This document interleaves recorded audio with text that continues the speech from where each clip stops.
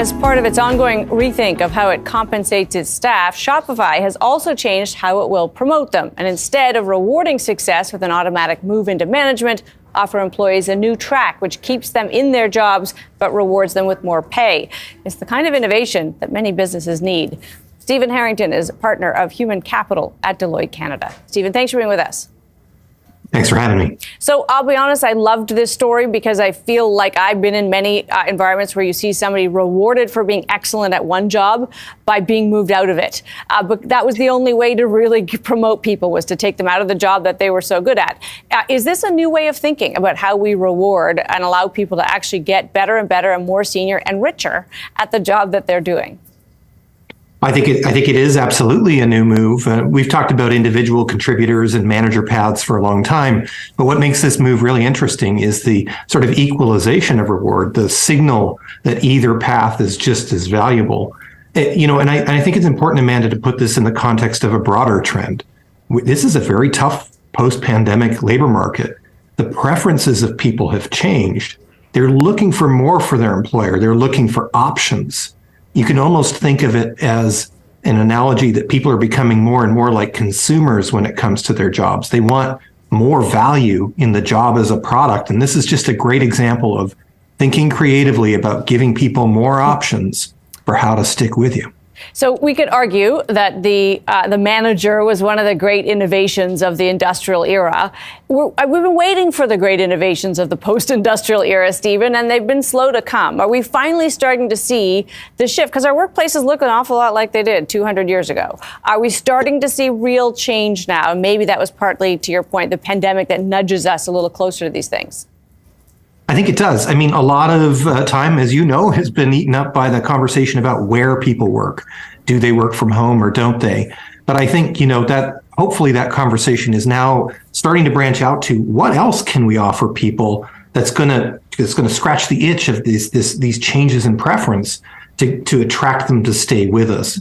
For an example, offering people the opportunity to learn new skills that are traditionally outside of their job description, or mobility across silos in an organization to try out different skills and different projects and different experiences.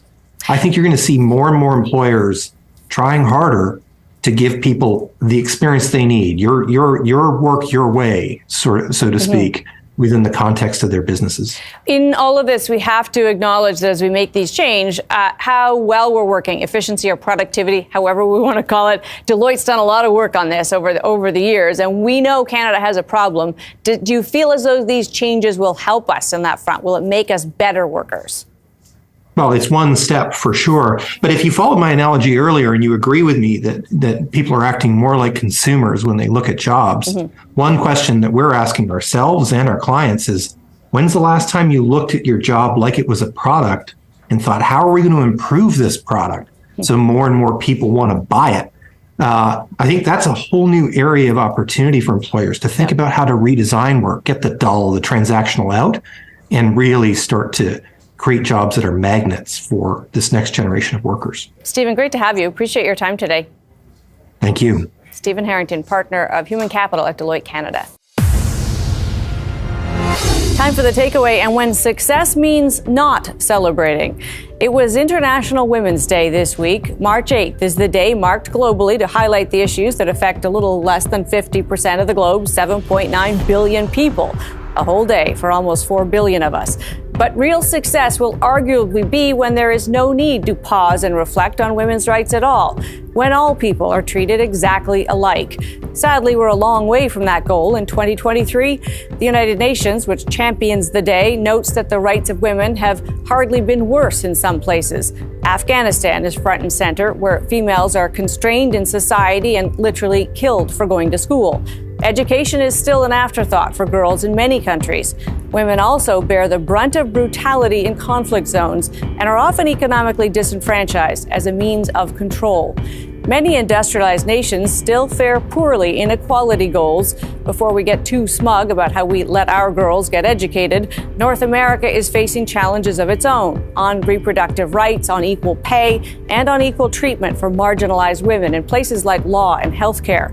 Biology dictates that different genders will experience the world and their passage through it differently. But it's still nothing short of amazing that in 6,000 or 7,000 years of civilization, one half the population was subordinated to the other, and that simply achieving equality was a fight that's taken hundreds of years of concerted effort. In a day and age when we understand better that inclusivity in every form only makes us better and stronger, not to mention wealthier in every way, it should be an easy sell to make sure no group takes a back seat. And once a year, the United Nations rings the bell on our lack of progress on this front. Can we really hope to make meaningful progress on even smaller subsets of the population when it's still the norm that half are less equal? My takeaway, it's all very well to call March 8th International Women's Day, but the day we decide we no longer need it might be when we really call victory. That's Taking Stock for this week. I'm Amanda Lang. Thanks for being with us.